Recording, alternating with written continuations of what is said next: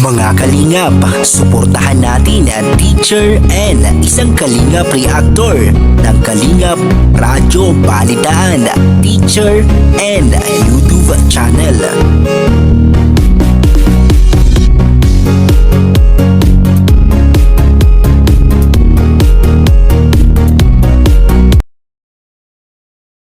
Hi everyone, good morning. This is Teacher N.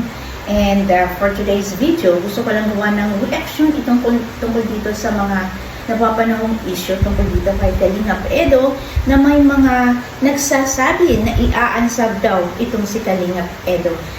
Deserve ba niya na i-ansab? Para sa akin, hindi.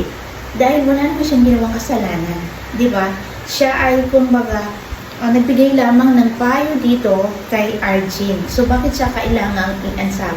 And doon sa mga taong nagsasabing na i-ansab itong si Kalingap Edo, nagpapatunay lamang ito na hindi tunay ang inyong pag-subscribe dito kay Kalingap Edo. Kasi napakababaw, di ba? Napakababaw naman ng dahilan para i-ansab natin siya.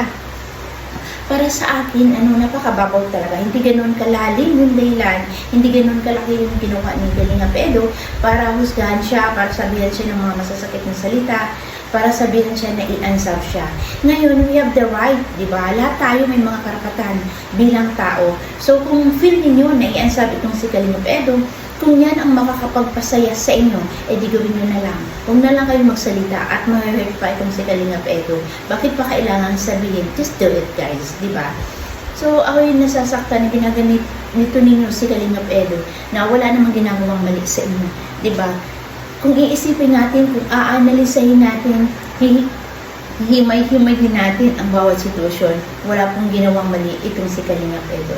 Kumbaga, nagpakatotoo lamang po siya sa mga dapat na gawin bilang isang scouter nito ni Arjin.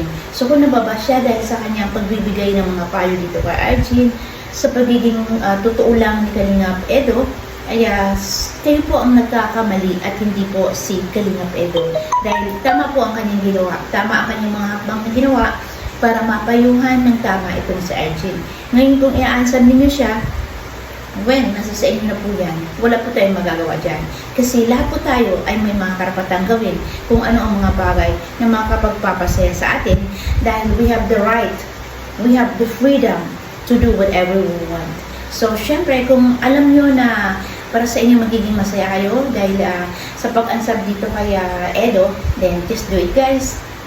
Don't say anything na makaka-hurt pa dito kay Kalingap Edo. Yun lang po ang aking payo sa inyo, mga kaibigan, mga kalingap, mga kababayan ko, mga kapwa ko Filipino dyan. So, ingat-ingat din po tayo sa pagsasalita, At hindi ninyo alam na nakakasakit na rin kayo ng damdamin, lalo doon sa taong tunay ang pagpapahalaga sa ating mga kapwa. Tunay ang pagpapahalaga ni Kalingap Edo dito kay Arjin kasi pinapakita niya lamang ang kanyang task, ang kanyang responsibility bilang scouter and bilang beneficiary niya itong si Arjin. So hanggang din lamang po ang aking masasabi tungkol dito sa mga issue na naririnig ko na i-aansab daw itong si Kalingap Edo. So sana naman isip-isipin mabuti bago magsalita, bago magbitaw ng mga masasakit na salita. That's all, guys, and see you all again on my next reaction video. This is Teacher N.